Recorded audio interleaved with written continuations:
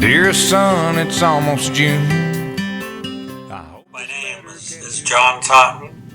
I was XO of MCB 11 for the deployments to Da Nang in 1966 and Dong Ha in 1967. Went in the battalion as a lieutenant, made lieutenant commander. Spent 21 years in the Navy and retired from Monterey in 1977 with the rank of commander. In a letter from home, I hold it up and show. So in NMCB 11, we take our namesake, Marvin Shields. We use his last name, Shields, as an acronym for things that we as the sailors of NMCB 11 to live by. The acronym being service, honor, integrity, excellence, leadership, dedication, and selflessness. Those are words that we live by each and every day with the way we conduct ourselves, both publicly and privately, the way we work on and off duty, the things that we need to know as a sailor in living that life of servitude, serving something greater than ourselves. Just having the service and the honor and the dedication to your country, to your shipmates, to your battalion, to your Navy. It's amazing that we were able to have such a fitting acronym to tie into our day-to-day life as the sailors and Seabees of NMCB 11. Good afternoon. I'm Lieutenant Casey White. I'm the training officer for NMCB 11. The first question is, what does it mean to you to serve in a battalion with such rich history? So for me, it's both exciting and then also kind of daunting. So when you think about it, past generations, the greatest generation back in World War II, they created this story, this history of NMCB 11. And they just did it through their everyday actions, going to work, giving it their all, reacting to the tough situations they were in and doing the best that they could. So for us, as kind of that current generation, part of the command now, it's really our job to make sure we go to it with the same attitude, kind of set up those future generations so they can look back and have that same pride in the battalion that we're able to have now. So that's kind of what it means to me.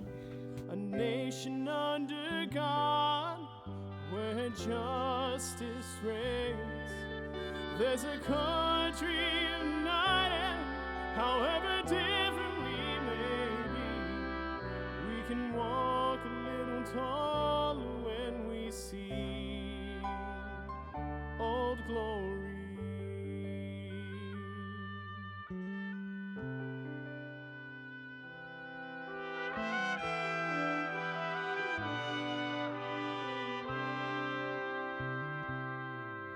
There is strength within her colors and a courage all can see. I was 31, but most of our troops were 18, 19, 20 years old because the draft was still on.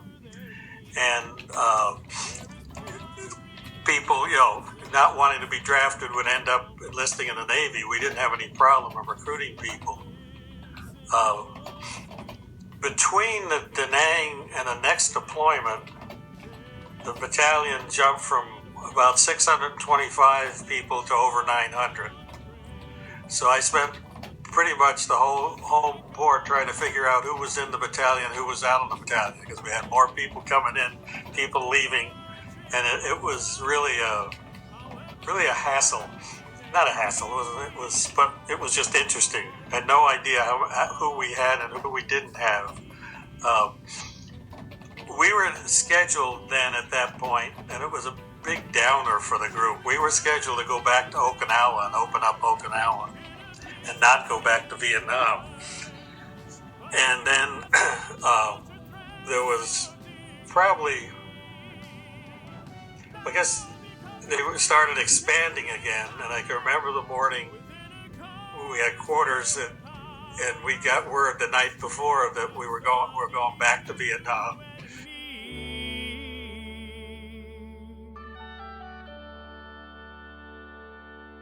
So let us all remember. Good afternoon. My name is Senior Chief Beck. I'm the Air Det Company Chief. The question is, what did it mean to me when NMCB 11 recommissioned?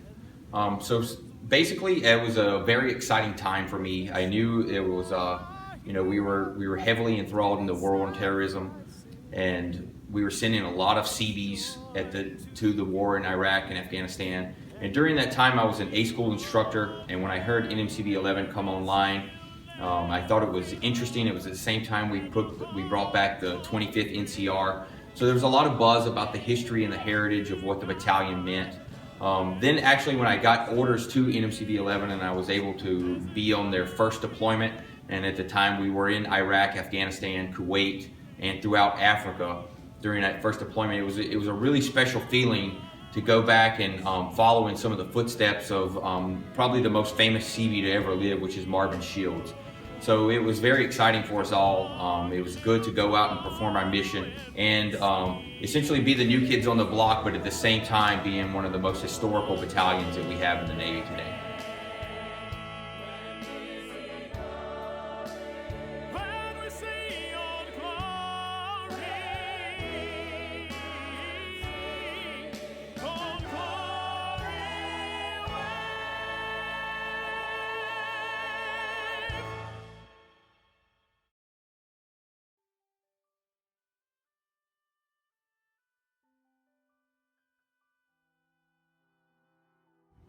On my second deployment with NMCB 11, I was lucky enough to be sent to that Bahrain with the best group of CVs you can ever ask for.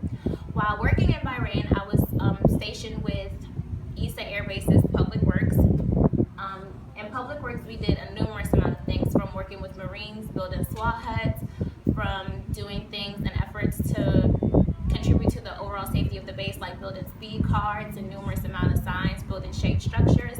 Overall, I believe that it was a great experience, and we found time to do over 20 hours of volunteer work. I'm very honored to have served with Public Works because every day we literally heard how lucky they were to have the CVs of NMCB 11 there. A nation under God, where justice reigns. There's a country united, however deep. It's probably like the feeling we all had when 11 came back again, that it's, the only reason they were decommissioned was the rotation of battalions, and they were in home port when the Department of Defense wanted to cut back, and so therefore 11 was the one. I'm happy you're still surviving any of the cuts. They're still going now, because we as alumni would love to see this battalion go on forever.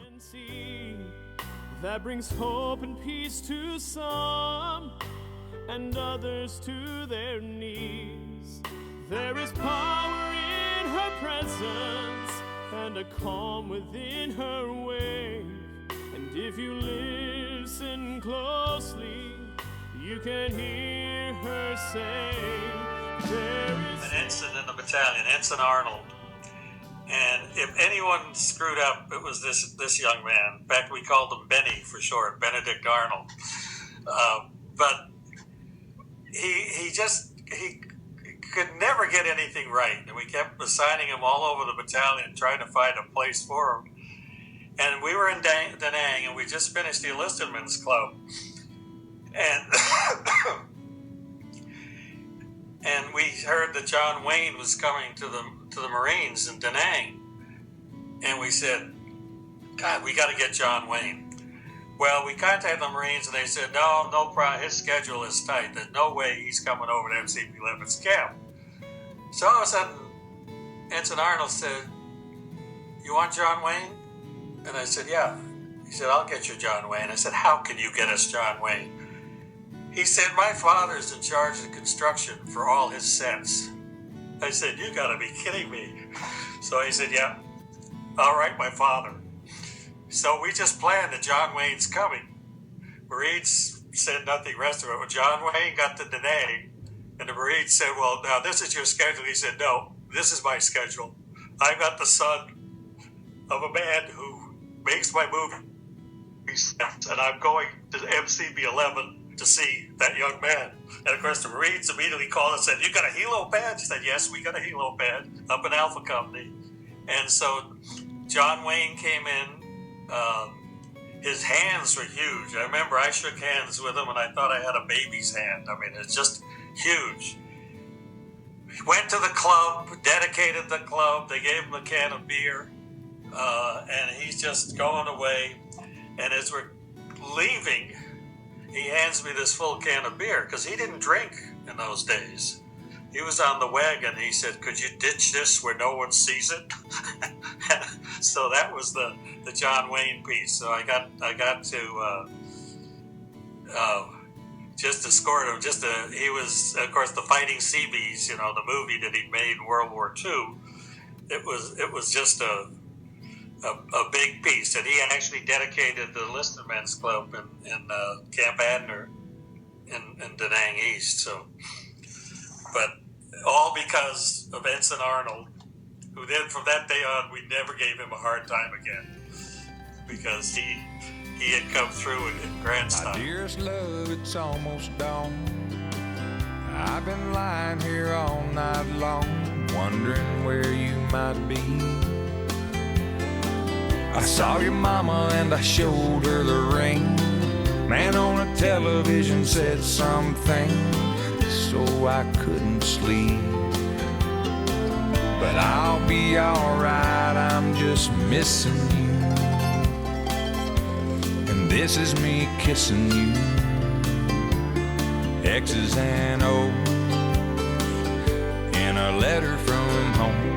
This whole thing has been an eye-opener for me. I've been in the Navy for 3.5 years, and I've never realized how much history and how much the past Seabees have been through and what we have today. It's really made me appreciate what we have and really appreciate what you guys went through for us. And it keeps me driving on, waiting on letters from home.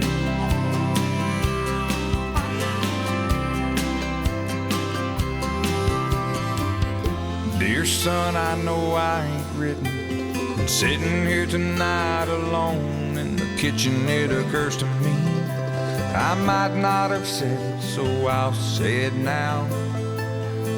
Son, you make me proud.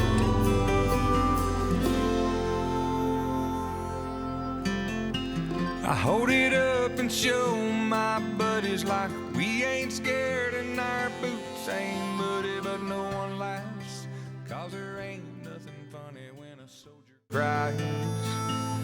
And I just wipe my eyes. NMCB 11 was awarded the Peltier Award in 2012 and 2014, which recognizes the command leaders in the Naval Construction Force in safety, overall performance, readiness, construction accomplishments, equipment management, logistics programs, retention, and training. In the eyes of the Naval Construction Force, NMCB 11 is the best and sets the bar at everything we set out to accomplish. NMCB 11's outstanding performance today has continued to live out the legacy from the past and will carry us into the future. Our leadership and our dedication to 11 has shown in our recent awards, and we shall continue to strive to be the best.